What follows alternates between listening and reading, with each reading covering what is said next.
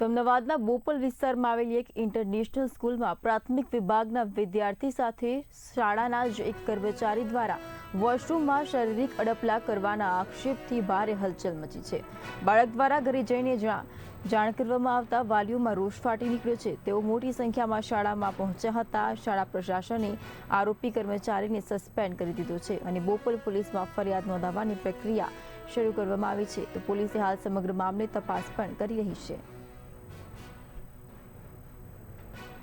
સમગ્ર બનાવ એ રીતનું છે, જ્યારે બાળક છે એ શાળાની અંદર અભ્યાસ કરે છે ત્યારે વોશરૂમ જવા માટે જ્યારે વોશરૂમની અંદર જાય છે ત્યારે સફાઈ કર્મચારી સદર ગુનાના આરોપી છે પસાભાઈ ચુનાભાઈ ભંગી, જેની ઉંમર 54 વર્ષ છે, તે સફાઈ કામદાર તરીકે હતા. જે સફાઈ કામદાર પસાભાઈ આરોપી છે તેમનું મુખ્ય કામગીરી વોશરૂમની અંદર સફાઈ કરવાનું હતું અને બાળકને વોશરૂમ કરવા માટે વોશરૂમની અંદર લઈ જવાનું હતું. સમગ્ર તપાસ દરમિયાન બહાર આવેલું છે કે પસાભાઈ છે એ વોશરૂમ કરાવતી વખતે બાળકને શારીરિક અડપલા કરેલા છે અને તેમની સાથે શારીરિક શોષણ કરેલું છે.